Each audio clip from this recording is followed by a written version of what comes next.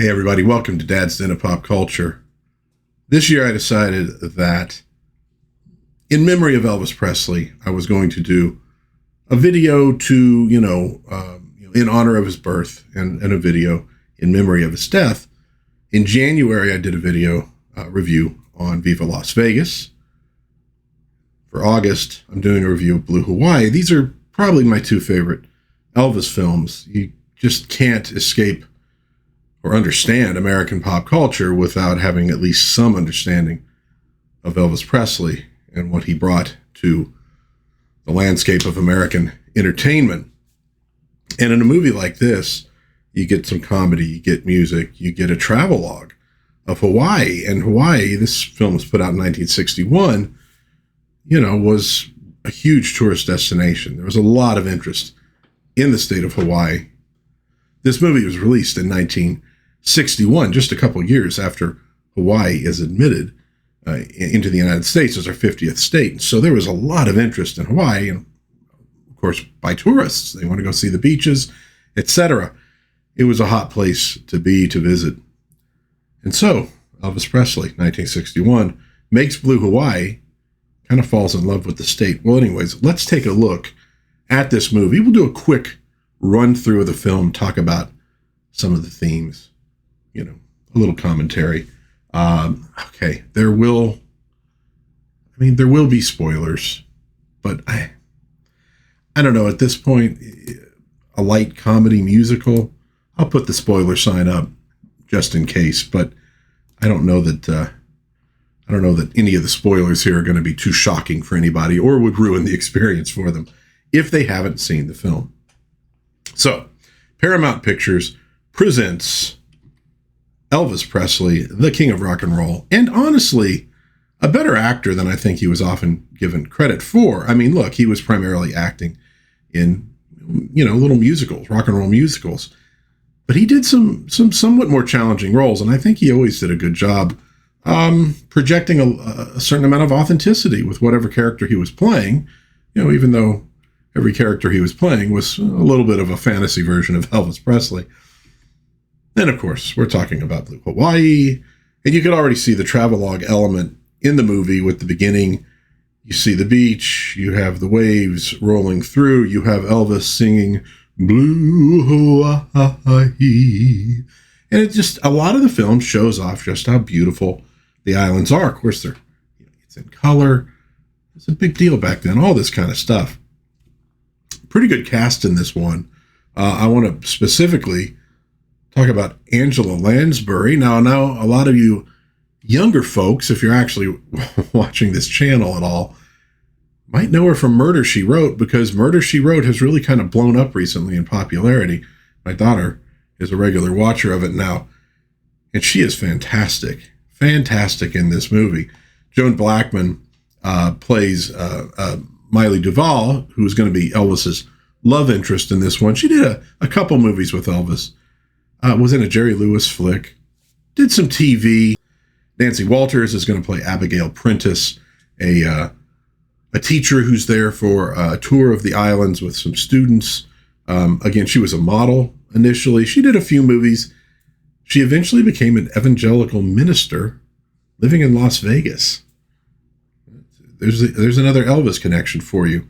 We'll talk about some of the other actors as we go through, but it's got a good cast. It's a lot of character actors who had done TV, done various movies. They were all able to bring it for a movie like this. Screenplay by Hal Kanter from a story by Allan Weiss. Now, Hal Kanter had done a lot of work with Bob Hope, with Jerry Lewis, and of course with Elvis. And one of the things I noticed going through some of the people who worked on this picture, a lot of crossover between Elvis movies and the Dean Martin and Jerry Lewis films. They were both Paramount. It makes sense. Our director is Norman Taurog. He won the Academy Award in 1931 for a film called Skippy. He would be the youngest man to win, I believe in that category, an Academy Award until La La Land, not that long ago. So that was a record that really held for a long time. He was nominated for Boys Town, did a lot of, Dean Martin, Jerry Lewis movies, a few Elvis movies, and the absolute Vincent Price classic, Dr. Goldfoot and the Bikini Machine. It is actually a pretty entertaining movie, even if it's not what we would consider a great film.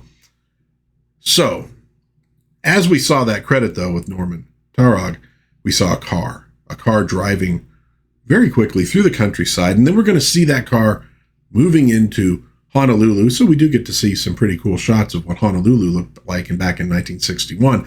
I can tell you from watching Viva Las Vegas, really interesting to see how the city has changed, I suppose, for folks who lived in Honolulu back then, even modern folks who don't know much about their city. It'd probably be pretty cool to see what it looked like all those years ago.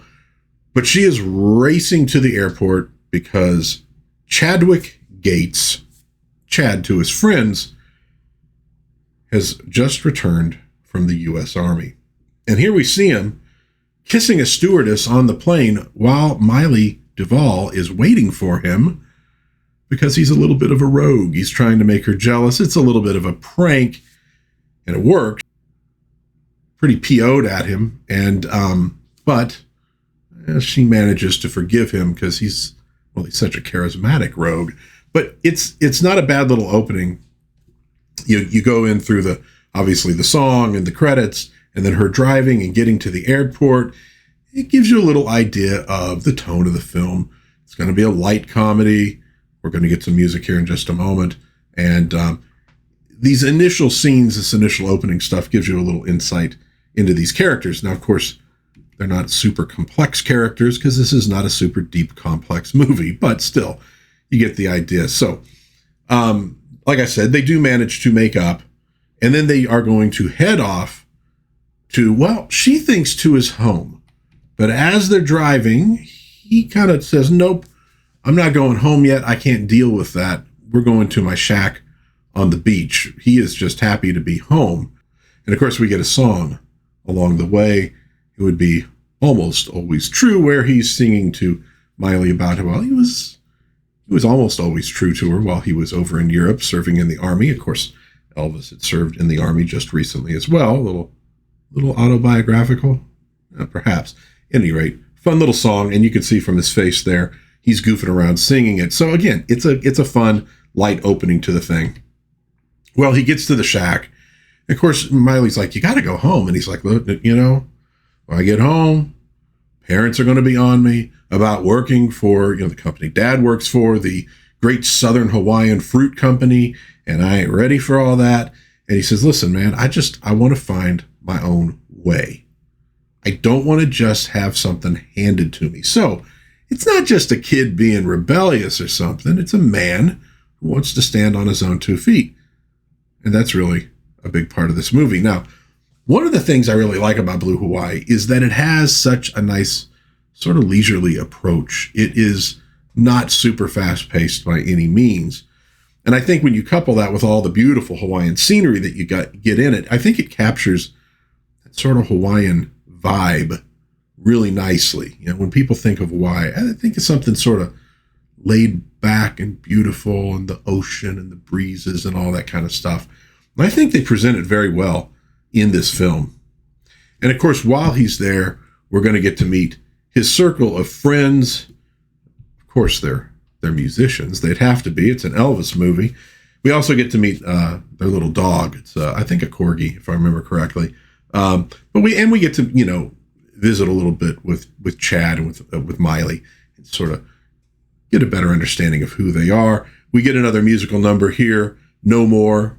Really, really nice song. And I got to say, this is a film with a really good soundtrack in general. So this is setting up the basic conflict of the film. Chad versus his parents and their expectations. Like I said, it's not about a guy who just wants to be a beach bum. He wants to find a way to make it on his own. He wants to find himself, chart his own destiny. You got a younger audience watching these things, and I think that would, really connect with them nicely, and that's the point of a movie.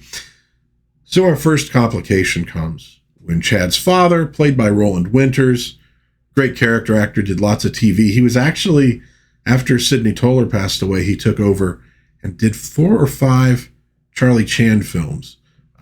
But he did a lot of different TV work, and you'll find him in movies in this period quite a bit. Solid actor.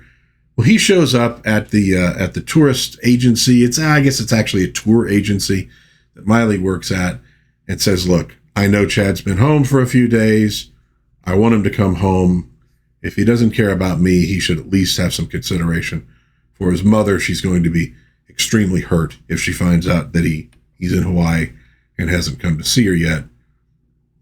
In a moment, you'll maybe find out why he doesn't come to see her right away. But at any rate, he does head home. And we get to meet his mother, Sarah Lee, played by Angela Lansbury, who frankly steals the show, definitely steals every scene she's in. She's playing sort of a Southern belle and a little bit ditzy, and, a lot of comedy fodder in this, and she plays it extremely well. She's easily one of my favorite people in this film. And she's one of the main ones pushing for Chad to know the right people and to work for the great Southern Hawaiian Fruit Company, yada, yada, yada, yada, yada. And, she plays it in a light and funny way, but you could also see where she would be a tremendous pain in the ass to live with. You get that from his father as well. But so again, we get a hashing out of that argument once again, and they're especially annoyed when he decides to run off to a birthday party being thrown for Miley's grandmother. And this is actually kind of an important scene, because it sort of shows a different family dynamic. He gets there, warmly greeted by her father, warmly greeted by her grandmother. They're very accepting of him. The Gates family not quite as accepting of Miley, even though obviously she comes from a very good family. You can tell that. But at any rate, it kind of shows you different family dynamics and how they work. We also here get him singing the absolute classic, Can't Help Falling in Love. Really beautifully done. Like I said, man, great songs in this one. So during a picnic with Miley, Chad gets an idea. Hawaii is a new state. It's got this bright future, and a huge part of that future is tourism. What a great place to get in. I can have a real impact on Hawaii's future. He goes, I'd make a great tour guide. I lived in the islands. He knows everything really well. Well, like I said, Miley works for a tour agency. Okay, so he's going to go have an interview with her boss to get a job. The boss, Mr. Chapman, played by the great Howard McNear, best known as Floyd the Barber in the Andy Griffith Show, and he's very much doing the sort of Floyd bit in this one. Hilarious. I love him in this. And but this is Chad's big chance. He gets the job. So everything's going real well. And he gets his first assignment. A teacher and her 4 students are going to be in the islands. They want to tour them, etc. And the teacher, Miss Prentice, played by Nancy Walters, happens to be kind of hot. And the students are actually all pretty cute as well. So there's going to be a little bit of a jealousy with Miley here. She's not real thrilled about Chad driving all over the islands with these girls. At any rate, though, that's not what Miss Prentice is really there for. So Miley doesn't need to be so worried, but she is. We get a scene at Chad's welcome home party. Sarah Lee, of course, is being a pain, but we do get the song Rockahula Baby. Really fun song. Hurrah, Rockahula Baby, hurrah. Very Elvis. And he's doing the whole, he almost seems like he's doing a little bit of a parody of the Elvis moves in this one, exaggerating them a little bit. Now, one of the writers of that song, by the way, is Dolores Fuller, girlfriend of Ed Wood, starred in a few of his movies, and she actually would write a few songs for Elvis Presley. But again, it introduces Miley to Chad's parents. Sarah Lee's kind of a bee about it. They all head out at one point during the musical number. Roland Winter and Angela Lansbury work really well together in this one as Chad's parents. Very funny. He's kind of sarcastic. She doesn't usually get it, but she's just funny generally on her own. So many great character actors back in the day. They were just blessed back then. You could do a movie like this and just have some really great people in it in roles that weren't even particularly huge. Okay, so the tour goes pretty well. We get a little bit of a montage. Everybody's having fun, except except for Ellie. You could probably figure out which one she is, sitting in the back there right behind Chadwick. That's, by the way, what his mother calls him. Chadwick, come give your mama some sugar. At any rate, so Ellie's not happy.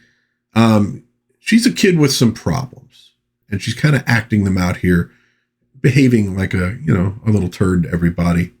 We do get a nice song here, Moonlight Swim. So again, Elvis musicals did not skimp on the music. You get a lot of songs. Some scenes you'll get 2 or 3 right in a row, a couple smaller ones than a bigger tune. So they have this thing called a hookie-low, where they put these nets out, and then everybody, like the whole village, so to speak, in this case, not necessarily a village, drag the fish to shore. If you don't help, you don't get to eat. Good rule.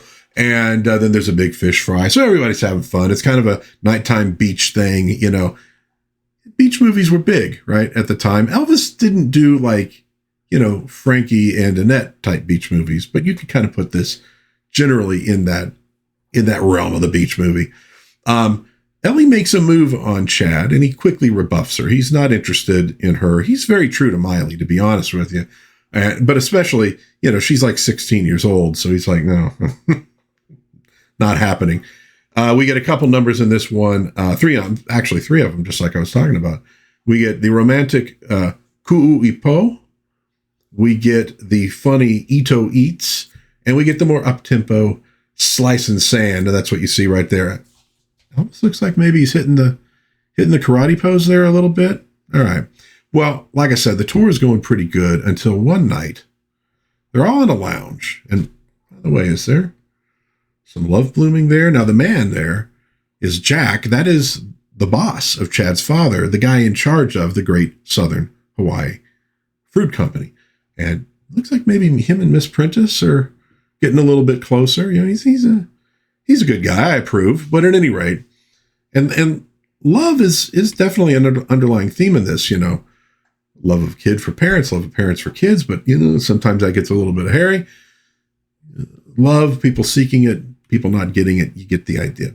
Big underlying thing. And this, as it is in an awful lot of musicals, but a loud drunk and his wife show up, and Ellie sort of, to cause trouble and maybe get back at Chad a little bit, becomes very flirtatious with the guy, pretending she's a French girl, And so the guy is, he's a little drunk, and he probably looks like he'd be kind of a pain in the ass sober too. He's kind of like, hey, okay. And Chad's like, hey, I'm not going to do this. He tries to separate them, and that leads to a great big fist fight. And to be honest here, you do see Elvis doing a little bit of the karate kind of moves just a little bit. Fun scene. And of course, it lands Chad and his buddies, and also the people they were fighting with, in jail. We get a great song here, Beach Boy Blues, one of my favorites. As a result of all this, Chad loses his job, even though some people speak up for him. And but Dad at this point has had enough. Okay, you tried it your way. Now we're going to do it my way. You're going to go to work for the company. Chad's like, Dad, I can't do it. He goes, look, if you're going to live under my roof, all right, well, then you made the decision for me, Dad. I'm out of here. He goes back to his beach shack. So he's out of work. What is he going to do? Well, he finds out from Miley that when Miss Prentice found out what happened, him getting fired, she was really angry about it, because obviously it was not his fault. He was doing the right thing, trying to protect Ellie from, getting into a lot of trouble. So she cancels her tour with Mr. Chapman's company. Chad sees an opportunity. Why don't we take up the challenge here? We'll finish out the tour for her. We'll start our own business. And hell, he's even saying, maybe we need to get married as well. Chad is an upstanding guy, building a future. I like it. Their big tour ends at Kauai. We get a performance here of Island of Love. We get to see a little snippets of the fire dance. Really cool. Obviously, this was a resort, maybe even still there. I have no idea. Well, then we get the big capper for the whole thing. So Ellie gets into Chad's bungalow and makes another move on him, and he's like, absolutely not. Another knock comes on the door. It's Miss Prentice. Ellie hides. It sounds for a minute, and Chad thinks this too, that maybe she is like interested in him. And Miley's going to overhear this. So it's like the Three's Company misunderstanding trifecta here. But the big result of it is Ellie goes running away from the bungalow, which actually interrupts what Miss Prentice was really going to tell Chad. Hops in this Jeep, drives off. It's the middle of the night. She didn't really know where she's going. Chad runs out after her, follows her down to this beach where she's running out into the waves, probably going to try to end it all. And he manages to grab her and bring her back. We get really actually a good performance from her about her life. Nobody's ever loved her. Nobody likes her. He's like, well, look at the way you act. Well, even my parents don't love me. They send me away every summer. They send me away to school. I never see them, and it's a nice heart to heart. And he passes a little wisdom on to her. Also administers a spanking because there's also an element of her being a spoiled brat. And it kind of snaps her into, well, frankly, a better way of thinking. And, I think we can all agree that women need a lot more. No. But it was a trope that we got a lot in old movies. It looks pretty screwed up nowadays. I don't think they saw it that way, but one can also understand why maybe they should have seen it that way. But at any rate, the next day, Ellie's behaving herself a lot better. She finds out that people don't really hate her. They just didn't really like the way she was behaving. All happy, all good. Jack is there, and he brings Chad's father to Kauai, and he says, you guys have got to get this figured out. Okay, well, they do hash something out. Chad has an idea. He says, look, you do an annual conference every year in Atlanta, right? Salesmen show up. He goes, well, most of them. He goes, what if the annual conference was here in Hawaii? All these guys could come over, see how beautiful everything is. They can actually see how the pineapple is grown and processed and all that stuff. They're going to sell like crazy when they get back. And the ones who go over their quota, you could give them a trip to Hawaii. And of course, the new Gates to Hawaii company, him and Miley, will go ahead and arrange all those tours. I'm giving you the idea for free. You give me the business. Hey, awesome. Everybody's happy. Dad gets on the phone to Sarah Lee. There's going to be a wedding. Get your buns on out here. And of course, that's how we end the film, with a wedding and the Hawaiian wedding song, which pretty much takes up the entire wedding sequence. Really pretty, really nice, really fun. Look, of course it's a happy ending, right? It's a musical. Musicals are supposed to have happy endings. Fun movie. Like I said, it's a light comedy, but it does have some genuinely funny parts in it. Has some great music, beautiful scenery. The acting's pretty darn good. I don't see how anybody could really have a problem with this one. So this would be Elvis's introduction to the state of Hawaii. He fell in love with the place. The next year, in 1962, we would get Girls, Girls, Girls set there. 1966, we'd get Paradise Hawaiian Style. That's actually a fun movie, too. I enjoy that one. And, of course, we got the concert film Aloha from Hawaii via satellite, 1973, a big deal. But Blue Hawaii is really the best of the bunch. It's the one I definitely suggest people go check out, along with Viva Las Vegas. Both great little films, fun musicals, light comedies. I think you'll enjoy them. Let me know what you think about the king of rock and roll, saluting him in the month of his demise all those years ago. But, I mean, the guy has stayed relevant all those years. That is for sure. But let me know in the comments what you think of Blue Hawaii, what you think of Elvis Presley. I'd love to hear from you. Until next time, though. 3, 2, 1. If you enjoyed this video, please give it a like. Maybe think of subscribing, sharing with a friend. That would be very cool. But until next time, God bless everybody. Please be kind to one another. Have a little bit of fun out there. Watch some Elvis movies or listen to some music. And I will hopefully see you again soon in Dad's Den of Pop Culture. Bye-bye.